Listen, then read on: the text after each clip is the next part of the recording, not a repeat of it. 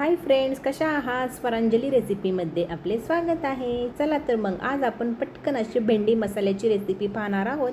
त्यासाठी इथे मी अशी ताजी फ्रेश भेंडी घेतलेली आहे।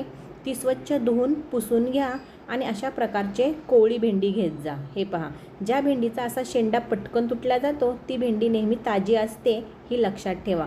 काही भेंडीचा असा शेंडा पटकन तुटला जात नाही, ती फक्त भेंडी अशी वाकली जाते, ती भेंडी अजिबात घेऊ नका। अशाच प्रकारची भेंडी निवडून घेत जा। ही भेंडी चवीलाही खूप छान लागते आणि ती भेंडी अजिबात चवीला छान लागत नाही, त्यामुळे तशा प्रकारची भेंडी अजिबात घेऊ नका।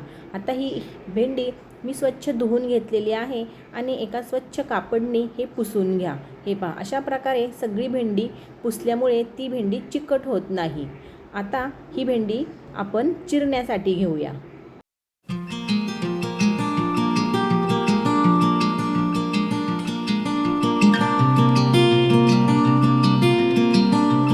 भेंडी चिरताना नेहमी पुढचा आणि थोडासा मागचा भाग कट करून घ्या आणि त्याला मध्ये चीर देऊन घ्या, म्हणजे भेंडी किडकी आहे का नाही ती दिसते।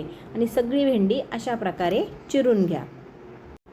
हे पहा, आता इथे आपली सगळी भेंडी चिरून झालेली आहे। आता यामध्ये थोडीशी हळद आणि 1 चमचा बेसन पीठ घालून यात मिक्स करून घ्या। हे बेसन पीठ पूर्ण याला कोट करून घ्या।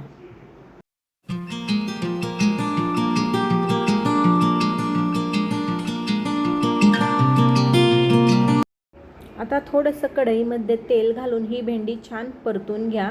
यामुळे आपली भेंडी अजिबात चिकट होत नाही आणि चवीलाही छान लागते। हे पहा, आता हे आपली भेंडी पूर्ण छान परतून झालेली आहे। ती आता एका प्लेटमध्ये काढून घ्या।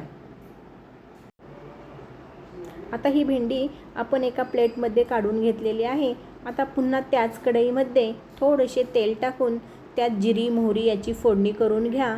जिरी मोहरी छान तडतडली की त्यामध्ये थोडासा कांदा घालून कांदाही आपला छान लालसर होईपर्यंत तळून घ्या।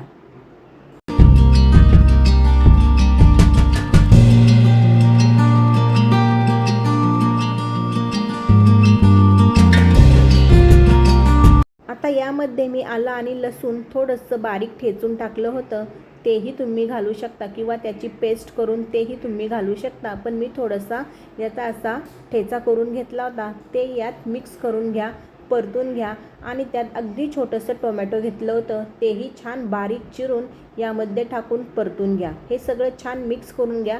अगदी थोडीशी मिरची पावडर टाका, पुन्हा छान परतून घ्या आणि थोडंसं पाणी टाकून याला शिजण्यासाठी ठेवून द्या। हे पहा, आता इथे थोडेसे मी पाणी टाकलेलं आहे, त्याला थोडेसे आपण शिजून देऊया। आता इथे एका वाटीमध्ये मी दही घेतलेलं आहे, त्यात बेसिक मसाले घ्या। इथे गरम मसाला, थोडेशी हळद, मिरची पावडर आणि धना पावडर घेतलेले आहे। ते मसाले सगळे यात मिक्स करून घ्या।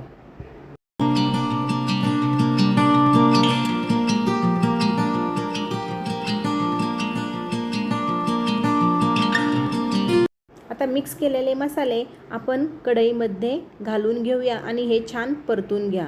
याला तेल सुटेपर्यंत छान परतून घ्या, म्हणजे आपली भेंडी छान होते। हे पहा, आता याला तेल सुटलेलं आहे।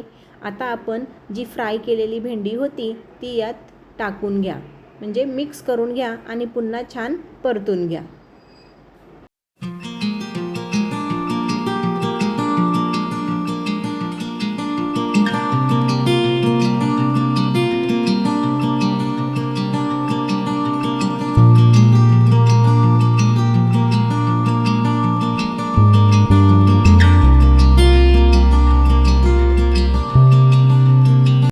चवीपुरतं मीठ घालून ही भेंडी शिजण्यासाठी 5 ते 10 मिनिटासाठी ठेवून द्या। भेंडी पटकन शिजते, जास्त वेळ लागत नाही भेंडी शिजण्याला।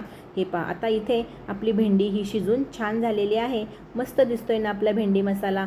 चला तर मग घ्या पटकन खायला। आणि हो, माझी रेसिपी आवडली तर लाईक शेअर सबस्क्राईब नक्की करा। बाय।